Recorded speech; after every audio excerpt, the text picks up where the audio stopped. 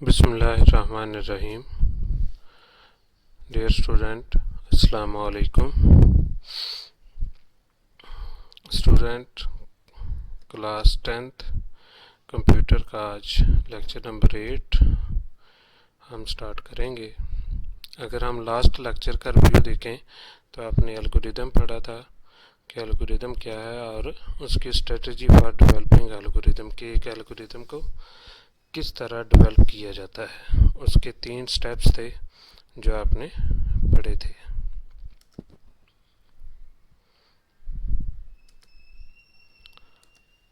आज हम बेटा जो डिस्कस करेंगे वो है फ्लो चार्ट। फ्लो चार्ट एक पिक्टोरियल रिप्रेजेंटेशन है ऑफ एल्गोरिदम की और प्रोग्राम की।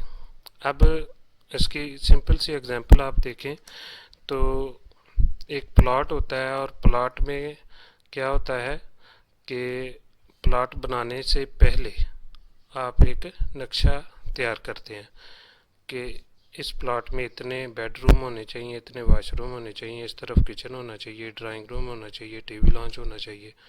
तो इट्स मीन कि आप उसका फ्लो चार्ट तैयार कर रहे हैं। अब जब इंजीनियर जो प्लॉट तमीर करेगा, जो घर तमीर करेगा, उसको वो नक्शे के मुताबिक बनाएगा। इसी तरह फ्लो चार्ट जो है वो एक एल्गोरिदम को देख के बनता है और फ्लो चार्ट के बाद जो है वो प्रोग्राम डेवलप होता है। तो फ्लो चार्ट जितना बेहतर होगा, उससे पहले एल्गोरिदम जितना बेहतर होगा, इफेक्टिव होगा, उतना ही फ्लो चार्ट इफेक्टिव होगा। फ्लो चार्ट के लिए जो सैंपल इस्तेमाल किए जाते हैं आज हम उनको डिस्कस करेंगे कि कौन कौन से सिंबल्स हैं जो फ्लो चार्ट में इस्तेमाल किए जाते हैं। एक तरफ बेटा सिंबल्स आ जाएंगे और एक तरफ उनका पर्पस आ जाएगा, उनका मकसद आ जाएगा कि ये किस मकसद के लिए इस्तेमाल किया जाता है। सबसे पहले आप देखें तो ये सिंबल सिर्फ और सिर्फ फ्लो चार्ट के स्टार्ट पे, यानी फ्लो चार्ट को स्टार्ट करने के लिए और फ्लो चार्ट को एंड करने के लिए इस्तेमाल किया जाता है।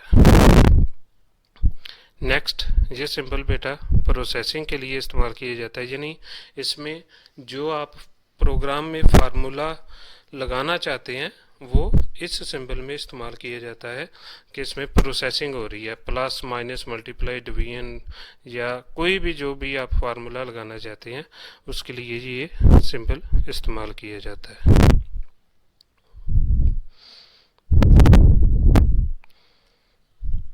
नेक्स्ट बेटा, ये सिंबल जो है वो इनपुट आउटपुट के लिए इस्तेमाल किया जाता है, यानी डाटा मैंने एंटर कैसे करना है और उसका रिज़ल्ट कैसे लेना है, उसके प्रिंट फॉर्म में उसका रिज़ल्ट जो है वो किस तरह शो किया जाए।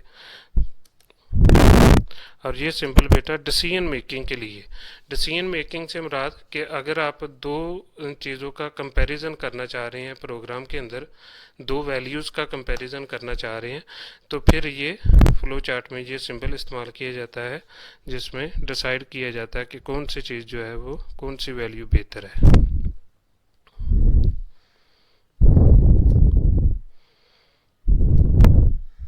ये सिंबल बेटा कनेक्टर होता है। कनेक्टर क्या होता है कि अगर आपने फ्लो चार्ट में दो सिंबल अलग-अलग से लगाए हैं और उनको आपस में जोड़ना चाहते हैं, उनको आपस में कनेक्ट करना चाहते हैं, तो फिर ये सिंबल अप्लाई होता है। ऑफ पेज ऑन पेज के लिए ये कनेक्टर के लिए ये सिंबल इस्तेमाल किया जाता है।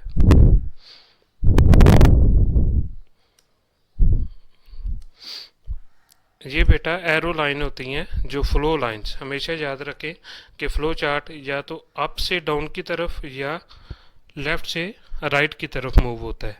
तो ये एरो लाइन इसलिए इस्तेमाल की जाती हैं कि एक सिंबल लगाया, फिर उसके आगे एरो लाइन लगाई, फिर अगला सिंबल लगाया, फिर एरो लाइन लगाई, तो इससे ये पता चलता है कि आपका फ्लो चार्ट किस डायरेक्शन की तरफ जा रहा है। ये काम हो गया तो अगला प्रोसेस क्या होगा। प्री डिफाइंड प्रोसेस के लिए ये सिंबल इस्तेमाल किया जाता है। और लास्ट पे बेटा रिमार्क्स के लिए, मसलन जिस तरह आप मैथ में अगर कोई क्वेश्चन करते हैं तो उस पर जो फार्मूला लगाते हैं तो आप साइड पे लिख लेते हैं वो फार्मूला रिमार्क्स के लिए, कि मुझे जब भी ये मैं दोबारा क्वेश्चन देखूं तो मुझे पता चल जाए कि यहाँ पे ये फार्मूला लगाया था। इसी तरह फ्लो चार्ट में भी ये सिंबल रिमार्क्स के लिए लगाया जाता है, याद दहानी के लिए।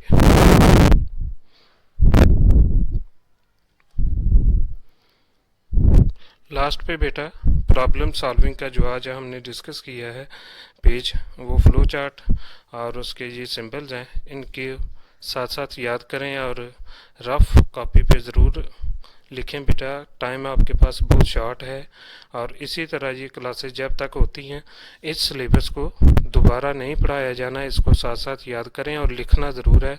और घर में बैठें, अपना ख्याल रखें, अपनी फैमिली का ख्याल रखें। बहुत शुक्रिया। अस्सलाम वालेकुम।